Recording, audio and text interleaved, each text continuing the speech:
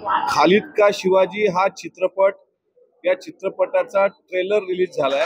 माझ्या माहितीप्रमाणे 8 ऑगस्टला हा चित्रपट विविध चित्रपटगृहामध्ये दाखवण्याची सेन्सॉर बोर्डाने परमिशन दिलेली आहे। असं असताना त्या ट्रेलरमध्ये जी काही विधानं आहेत त्यावर आक्षेप घेतले गेलेले आहेत। त्यामध्ये 33% मुस्लिम संख्या होती हे एक बोललं गेलं। त्याच्यानंतर ज्यांनी आक्षेप घेतला ते म्हणतात अशी कुठली टक्केवारी नव्हती। छत्रपती शिवाजी महाराजांच्या सैन्यामध्ये सर्व 18 प्रगत जाती आणि 12 बलुतेदार होते। टक्केवारीची संख्या कोणी सांगू शकत नाही, त्याला इतिहासाचे संदर्भ नाहीत। आणि दुसरी गोष्ट आणखी काही संघटनेचा आक्षेप आहे की ते डायलॉग्स, की अफजल खान वधाचा डायलॉग वगैरे असेल, ठीक आहे। आणि चित्रपटाच्या नावाच्या संदर्भात म्हणजे खालिद का शिवाजी हे नाव कसं, असे काही लोक प्रश्न विचारतात। निर्मात्याचा उद्देश हाही असू शकतो, कारण तो चित्रपट पूर्ण पाहिल्यानंतरच त्यावर निष्पन्न होणार।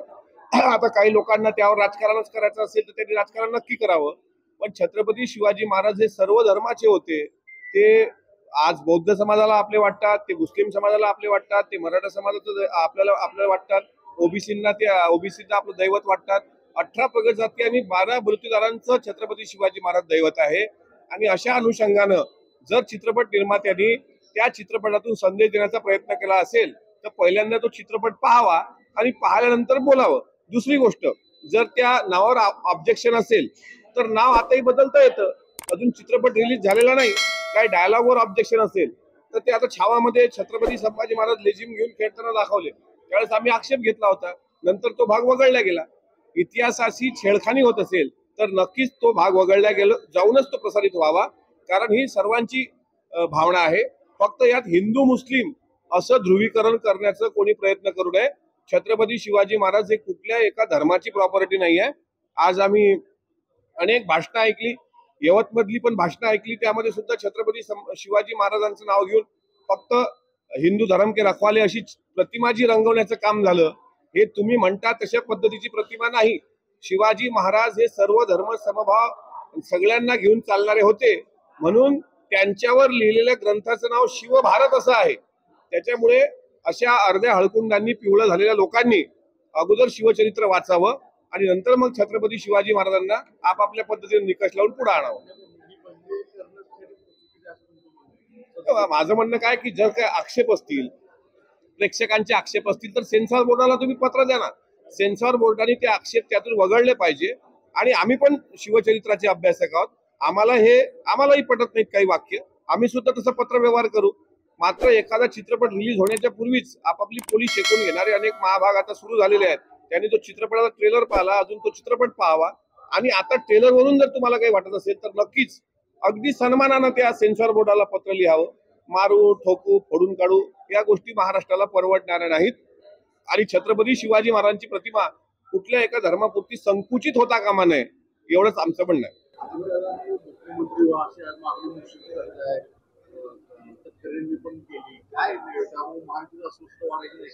राष्ट्रवादी काँग्रेस पक्षाच्या प्रत्येक कार्यकर्त्याची, सदस्याची ही भूमिका आहे की आगामी काळात राष्ट्रवादी काँग्रेस पक्षाचे राष्ट्रीय नेते आदरणीय अजितदादांनी महाराष्ट्राचं मुख्यमंत्री व्हावं, पण अर्थातच त्याकरता कार्यकर्त्याला झपाट्याने पेटून उठावं लागेल। स्थानिक स्वराज्य संस्थेमध्ये झोकून देऊन काम करावं लागेल। आज आमच्या मित्रपक्ष भारतीय जनता पार्टीची ग्राउंडची जी बांधणी आहे, म्हणजे मग पन्ना प्रमुख असतील, त्यांचे सोशल मीडिया असेल, हा ज्या पद्धतीनं कार्यकर्ते काम करतात, राष्ट्रवादी काँग्रेस पक्षानं तसं काम करणं खूप महत्वाचं आहे। ज्याचं संख्याबळ जास्त त्याचा मुख्यमंत्री हे ठरलेलं समीकरण आहे। पण मुश्रीफ साहेब आणि तटकरे साहेबांनी जे काही अपेक्षा केलेली आहे ती अपेक्षा आम्हा प्रत्येक सदस्याची आणि कार्यकर्त्याची आहे।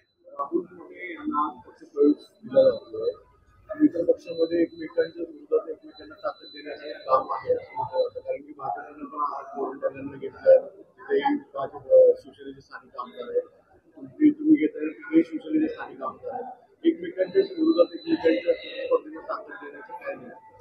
आपापला पक्ष वाढवण्याचा प्रत्येकाला अधिकार असतो। आज बसवराज पाटलांचा भाजपमध्ये प्रवेश आहे।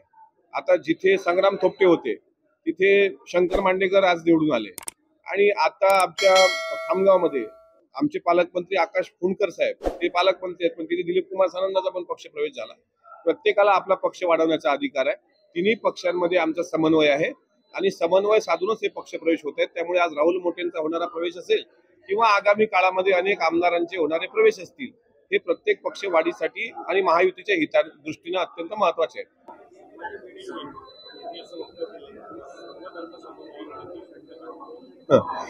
असं आहे की त्यांचं नेहमी वादग्रस्त वक्तव्य करून त्यांना चर्चेत राहायचं असतं.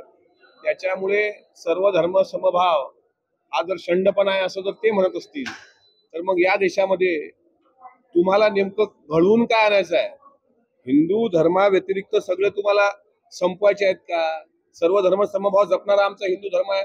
जर भिडे गुरुजींनी प्रबोधनकार ठाकरे वाचले नसतील तर त्यांनी प्रबोधनकार ठाकरे वाचावं, किंवा रामायण महाभारताचे तुम्ही दाखले देता, छत्रपती शिवरायांच्या इतिहासाचे दाखले देता, त्याचा अगोदर अभ्यास करावा आणि जिथं आपल्याला बोलता येत नाही तिथं बोलून उगाच राज्यामध्ये वाद निर्माण होऊन शेतकऱ्याचे आणि कष्टकऱ्याचे प्रश्न बाजूला पाडण्याकरता त्यांचा तो केविलवाणा प्रयत्न आहे.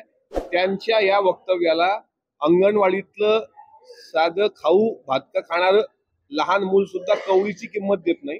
त्याच्यामुळे त्या गुरुजीकडं नासक्या आंब्यासारखं दुर्लक्ष केलेलं कधी चांगलं.